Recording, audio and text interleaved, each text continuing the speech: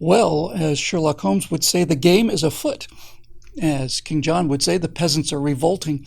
All of these things are happening together in an event that I had not foreseen because I know very little about financial markets. However, despite the shallowness of my knowledge about the actual details of what's happening financially, on a much larger political scale, what we've seen in the last day or two is of really vital importance, and I feel that in my very bones.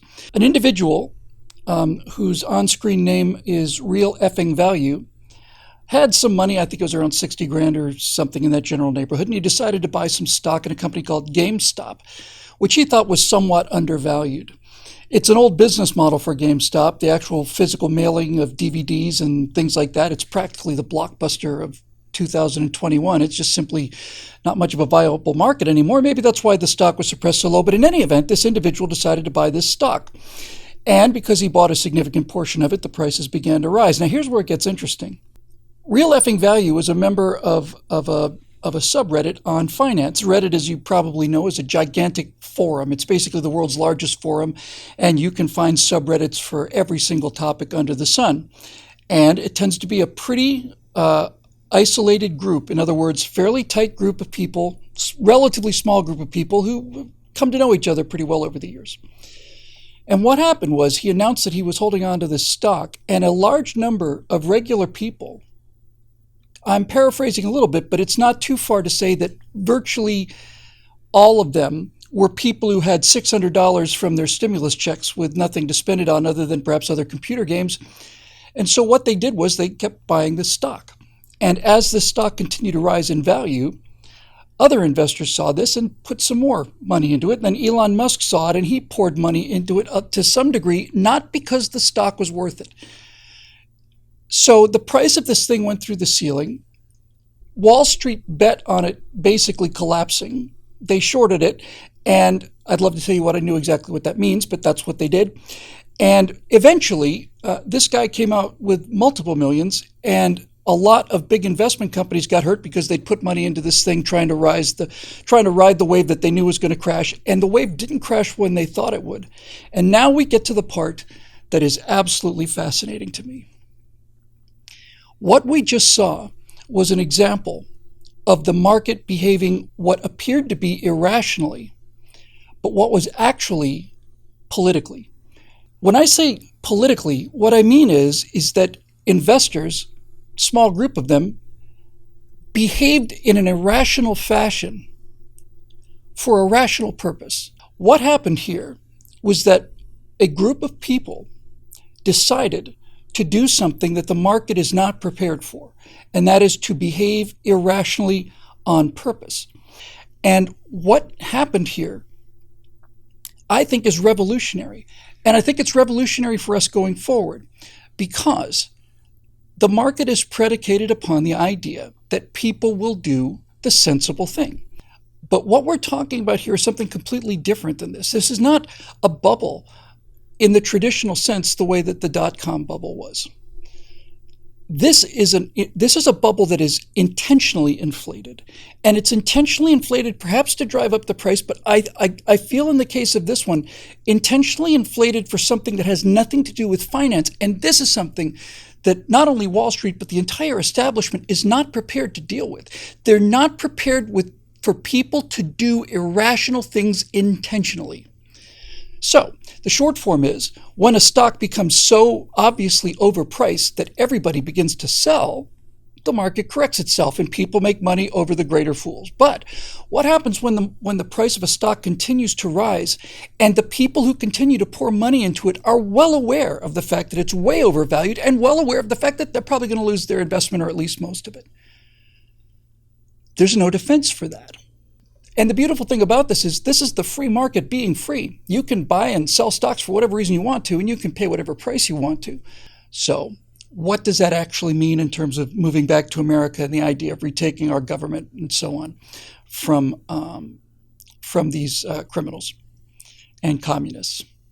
Well, what it tells me is that if large numbers of people acting through a higher purpose, in other words, acting through a purpose other than the sensible investment of their money in order to obtain a profit, that that the price of stocks could be artificially raised or even lowered at will, so long as the people involved were willing to lose their investment. And that's not how Wall Street is built.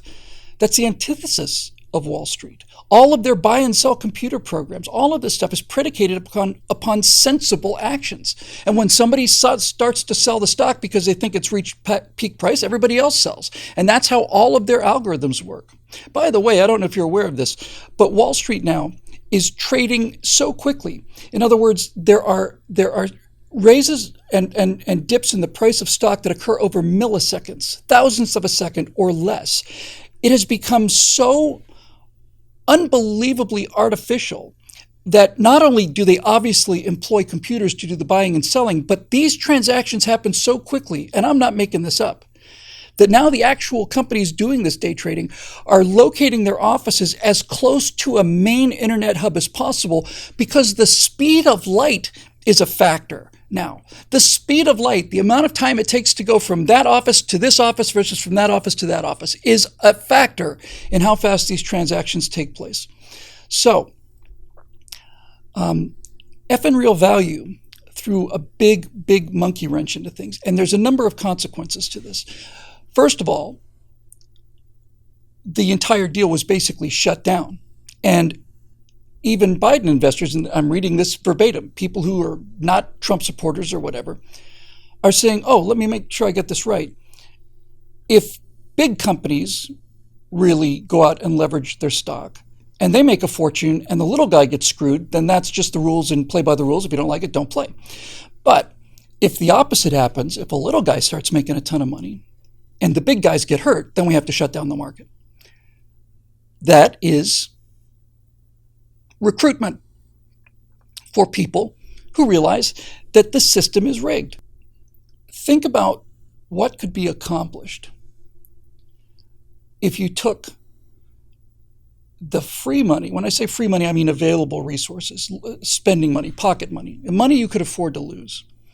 If you were to take the 100 million Trump supporters and their families, or at least that much, and if that money were to be deployed in intentionally irrational ways, irrational from a purely self-interest point of view, then all kinds of things could happen, couldn't it? All kinds of things could happen. And this is the kind of guerrilla actions that I'm entirely talking about. This is the kind of special forces actions that I'm talking about. If we go toe-to-toe with these people and how entrenched they are, forget it, in the financial markets, how entrenched they are in the media, how entrenched they are in politics, how entrenched they are in tech, all of it, then we're going to just get wiped out. We're going to get steamrollered. They outnumber us. But something like this strikes me very much as a special forces raid on a munitions dump 40 miles behind the line. In other words, it hit them completely by surprise. They thought that we would be dealing with the Trump supporters here, and next thing you know, something blows up behind them, and now their attention is over there. Guess who has the initiative now? And if you continue that cycle, where just as they're responding to this ammo dump that you blew up and responding to that and trying to catch the people responsible, now a bridge goes down on the other side of the map. What the hell is going on? Now, you not only have the initiative, now you're inside their OODA loop. Now you're inside their decision loop, the observe, orient, decide, and act loop. You're making decisions faster than they can react to them.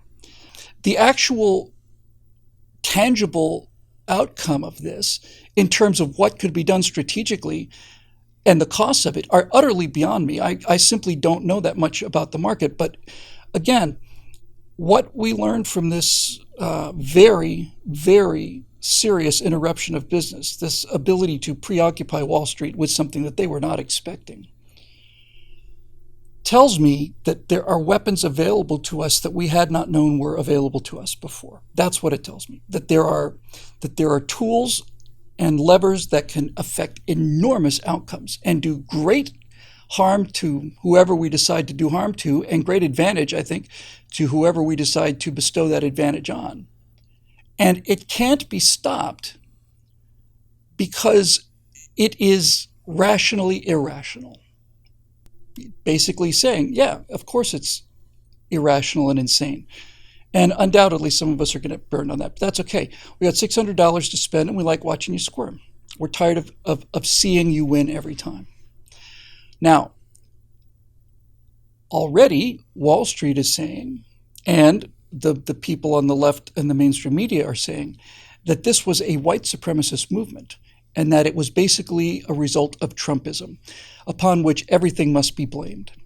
That's good, because aside from the recruiting aspect of having people who may not be Trump supporters or conservatives or whatever in that case, realizing that the system is rigged against them, when the big boys win and the little guys get hurt, tough. When the little guys win and the big guys get hurt, we got to stop the trading. So there's that.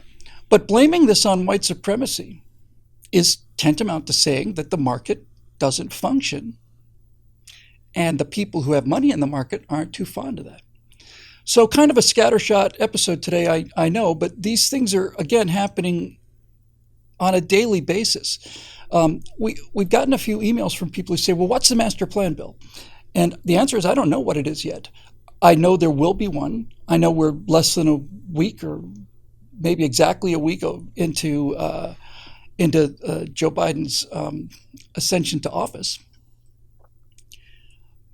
But what is going on now is a desire to shine a flashlight into all the corners of the existing board that we're on, and to find incidents like these and see how they can be weaponized for freedom.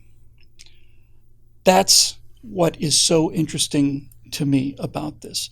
And since basically my job is to go wading out into that maelstrom of information on a daily basis and come back with something that I think is interesting, just grab a cow as it flies by in the tornado, or a woman on a bicycle or something, that's interesting, come here.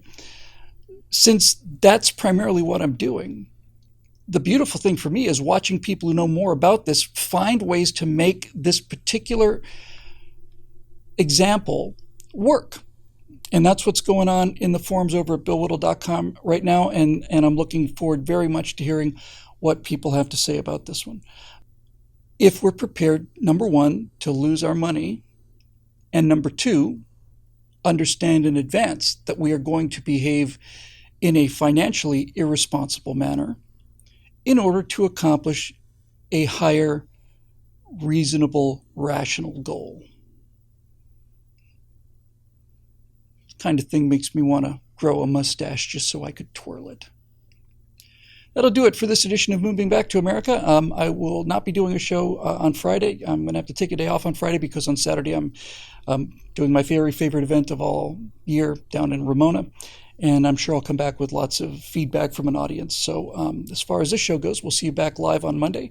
And over the course of the next day or two, we'll have another edition or two of the Virtue Signal, as well as our regular right angle programming, all of which is made possible by the members at billwhittle.com who've been with us from the beginning, and especially to the new members who joined us when we asked them to, and they did, and they stood up. So party on. Garth, we'll see you on Monday right here on Moving Back to America.